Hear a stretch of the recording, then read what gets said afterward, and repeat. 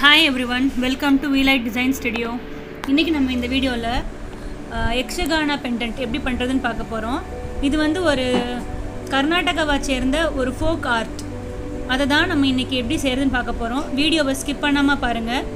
அப்பதான் நீங்க இதை எப்படி செய்யறதுன்னு தெரிஞ்சுக்க முடியும். வாங்க வீடியோக்குள்ள போலாம்.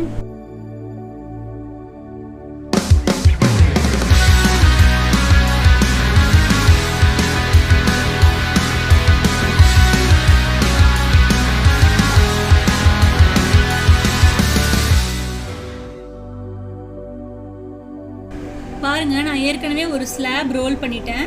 அதுக்கு மேலே வந்து அந்த பெண்டன்ட்டுக்கு தேவையான டெம்ப்ளேட் ஏற்கனவே ஒரு பேப்பரில் கட் பண்ணிட்டேன். அதை அந்த ஸ்லாப் மேலே வச்சு ஒரு எக்ஸாக்டாக யூஸ் பண்ணி நீட்டாக கட் பண்ணி எடுத்துக்கிறேன். அந்த கட் பண்ணி எடுத்துக்கிட்டதை நல்லா ஸ்மூதன் பண்ணிக்கோங்க. எட்ஜஸ்லாம் கொஞ்சம் ஸ்மூத் பண்ணிக்கிட்டு அப்புறம் நடுவில் மிடில் பாயிண்ட் கண்டுபிடிக்கிறதுக்காக என்ன பண்ணுங்கள், கிராஸ் லைன் வரைஞ்சிக்கோங்க. அப்போ தான் உங்களுக்கு ஃபேஸ் வந்து சென்டரில் கரெக்டாக வரும். அது வரைஞ்சிக்கிட்டு நான் டிசைன் பண்ண ஆரம்பிக்கிறேன். அந்த ஃபேஸோட நெக் எங்கே வரணுன்றதை மார்க் பண்ணிக்கிறேன். அதுக்கப்புறம் உங்களுக்கு வந்து வீடியோவை நீங்கள் கண்டினியூஸாக பார்க்குறப்போ உங்களுக்கு தெரியும் நான் என்னென்ன செய்கிறேன்ட்டு.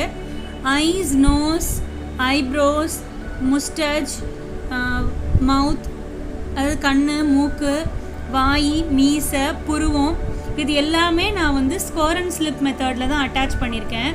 நான் வந்து ஸ்கல்ப் பண்ணல. ஸோ கண்டிப்பாக நீங்கள் ஸ்கோர் அண்ட் ஸ்லிப் பண்ணணும்.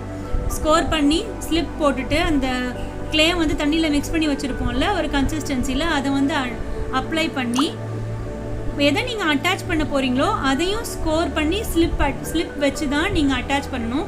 அப்போ தான் காஞ்சதுக்கப்புறம் ஃபயர் பண்ணுறப்போ அது ரெண்டும் டிட்டாச் ஆகி வராமல் இருக்கும். இதை நீங்கள் ஞாபகத்தில் வச்சுக்கணும். நீங்கள் பார்த்தா உங்களுக்கு தெரியும் நான் எல்லாமே